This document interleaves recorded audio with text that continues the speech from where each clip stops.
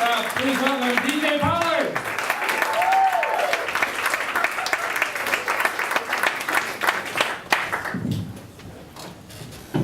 Now, you may or may not be able to notice this, but I'm a pretty small guy.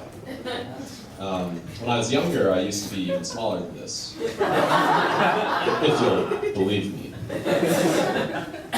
I was so small that my mom used to send me into the walls of the house to catch mice.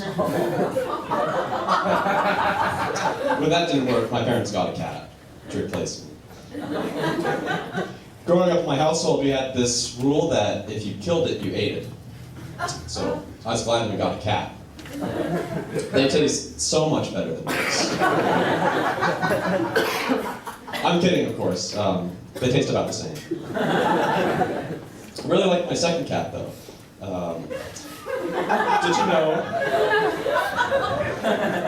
Did you know that the great horned owl can carry 2 to 3 times its own body weight? Tell that to my cat. The joke is, when I was 5, a great horned owl carried off and devoured my cat. Maybe if my cat had known that, she wouldn't have gone around fucking with a great horned owl. I'm sorry, I told that joke wrong. When I said cat, I meant sister. When I was 5, a great horned owl carried off and devoured my sister. Actually, it wasn't so much a great horned owl as it was a herd of water buffalo. And it wasn't so much carried off and devoured as it was trampled to death under 100 angry watery hooves. But my sister, she was just in the wrong place at the wrong time. Well, she was thrown into the wrong place. My 5th cat, and you don't want to hear about my 3rd and 4th cats. They lived dreadfully long lives. My 5th cat I tried to take to college with me. I only discovered this the week after orientation, after I finished unpacking. I really liked the cat, so I had him stuffed. And I didn't want to use him as a decoration, so I had him stuffed into what I thought was a pretty useful shape. Had him stuffed in the shape of a boomerang.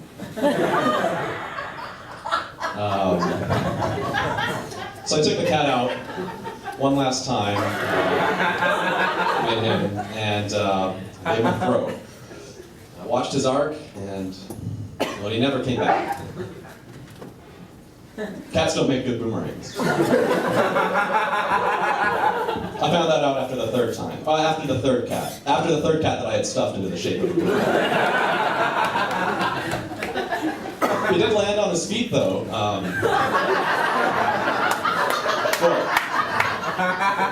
And if by feet you mean the mayor.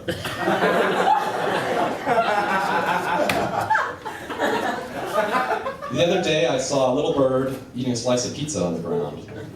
And I wondered, how did that bird ever pay for that pizza?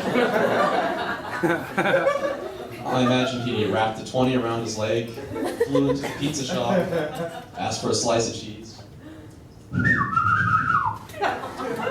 Keep the change, pizza man. He grips the pizza in his tiny feet, tries to flap away, but he can't. Turns back to the pizza man.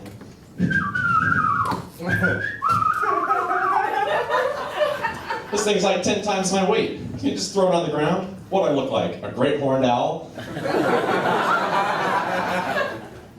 You may be wondering how I speak birds so well. Rosetta Stone. Teaches all the dialects from blue jay to eastern woodpecker. You'll be whistling with the warblers in less than a week, it says in the back of the box. It's not true. Now, I learned bird because I wanted to fly. One time I tied a bunch of geese to a lawn chair and had them try to pick me up. Honk, honk, honk, honk, honk, honk. Je refuse de voler avec ton gros cul. French-Canadian geese. One time I had a team of small birds try and pick me up. It cost me $100 for the 5 of them. They tried to pick me up. All they ended up doing was they got my shirt. They flew away with it. Stupid birds, I yelled after them. I'm just kidding. I would never wish that on anybody.